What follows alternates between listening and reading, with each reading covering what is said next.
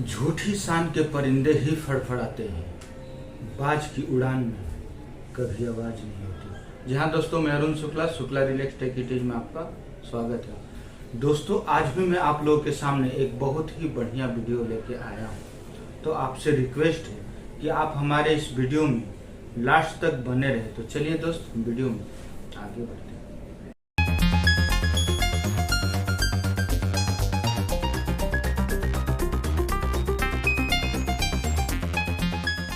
दोस्तों, पूरी दुनिया में पक्षियों की 10,000 से भी ज़्यादा प्रजातियां पाई जाती हैं। सभी के वही 2 पंजे, 2 पंख और एक गर्दन होती है। लेकिन इन्हीं में से एक ऐसा पक्षी भी है जिसकी एक अलग ही पहचान है, जो आसमान का सीना चीरकर हजारों मीटर ऊपर 120 किलोमीटर प्रति घंटा की रफ्तार से उड़ता है, जो खुद के कई गुना अधिक वजन के शिकार को भी अपने पंजों में दबोचकर उड़ जाता है, और इसीलिए उसे पक्षियों का राजा भी कहा जाता है दोस्तों, जिसे हम बाज के नाम से जानते हैं। ये तो लेटेस्ट न्यूज़ है।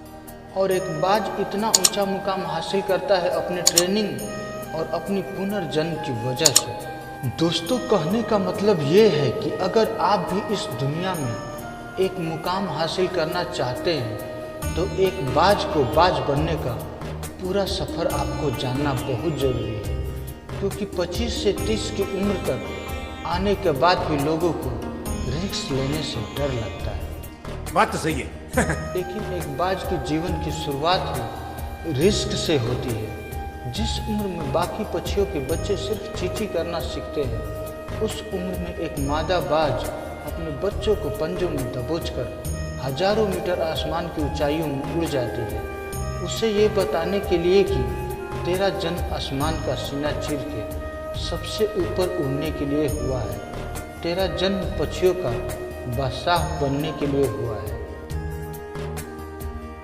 दोस्तों, जमीन से हजारों मीटर ऊपर ले जाकर मादा बाज अपने पंजों से उसे छोड़ देती है, और यहीं से शुरू होती है उसकी हाई रिस्क ट्रेनिंग। वो चुज्जा जमीन की तरफ तेजी से गिरने लगता है। थोड़ा नीचे आता है तो उसके पंख खुलने लगते हैं। नीचे आते आते वो अपने पंख फड़फड़ाने लगता है, लेकिन वो अभी तक उड़ना नहीं सीखा है। वो जमीन से कुछ ही ऊपर होता है। ऐसा लगता है कि कुछ ही सेकंड में उसका जीवन समाप्त हो जाएगा, लेकिन अचानक ही एक पंजा उसे अपनी गिरफ्त में ले लेता है और वापस आसमान में उड़ जाता है। वो पंजा होता है उसकी माँ का, जो उसके पीछे उड़ रही थी। उसकी ये ट्रेनिंग तब तक चलती रहती है जब तक वो उड़ना नहीं सीख जाता। दोस्तों, इतनी हाई रिस्क ट्रेनिंग होने के बाद इस दुनिया को एक बाज मिलता है। बारिश के वक्त जब सारे पक्षी आश्रय की तलाश करते हैं, तब यही बाज उसी बारिश में आसमान को चीरते हुए ऊपर निकल जाता है और बादल से कहता है, तू बरस ले कितना बरसेगा, फिर नीचे आकर चैलेंज करता हूँ।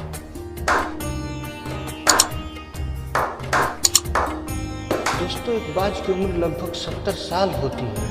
वह जब 40 का होता है, तब एक परेशानी उसकी ज़िंदगी में मौत बनकर आती है, जो आपकी परेशानियों की तुलना में बहुत बड़ी होती है, क्योंकि 40 साल की उम्र में बाज की चोंच इतनी मुड़ जाती है कि उसे शिकार निगलने में बहुत परेशानी होती है। उसके पंख भारी हो जाते हैं, उसके छाती से चिपकने लगते हैं, जिससे उड़ना बहुत मुश्किल हो जाता है। उसके पंजे लंबे और लचीले हो जाते हैं, जिससे वो शिकार को सही से नहीं पकड़ पाता।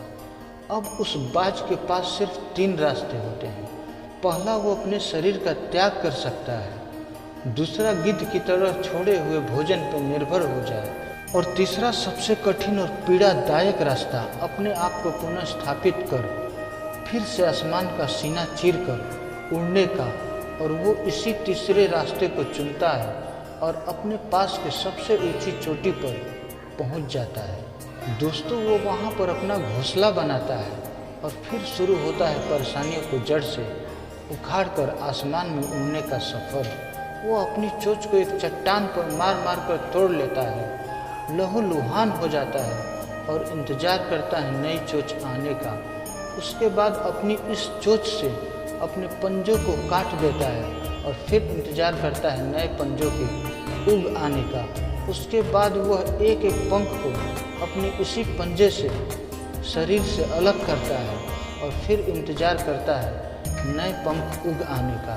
और इस प्रक्रिया में उसे समय लगता है पूरे 5 महीने। दोस्तों, इन 5 महीनों की कड़ी तपस्या से एक बाज का पुनः जन्म होता है। वो फिर से तैयार हो जाता है आसमान का सीना चीरकर उड़ने के लिए।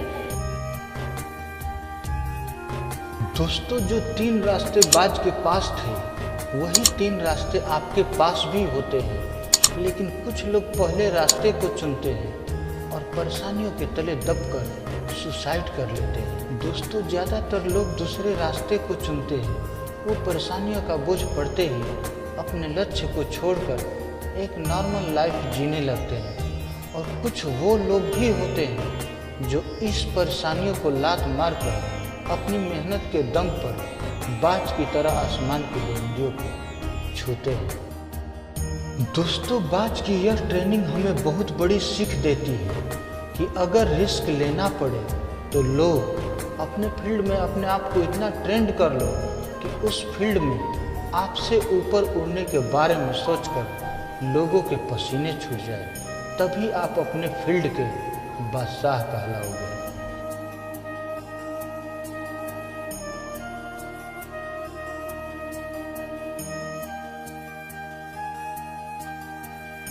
और जो दोस्त इस वीडियो को पहली बार देख रहे हैं, हमारे चैनल पे नए हैं, तो प्लीज़ वो इस चैनल को शुक्ला रिलैक्स टेक दीदी को सब्सक्राइब कर ले ताकि आपको भी हमारा नेक्स्ट वीडियो सबसे पहले मिले। तो चलिए दोस्त, हम आज इसी के साथ आपसे विदा लेते हैं। तब तक के लिए दोस्तों बाय बाय, जय हिंद।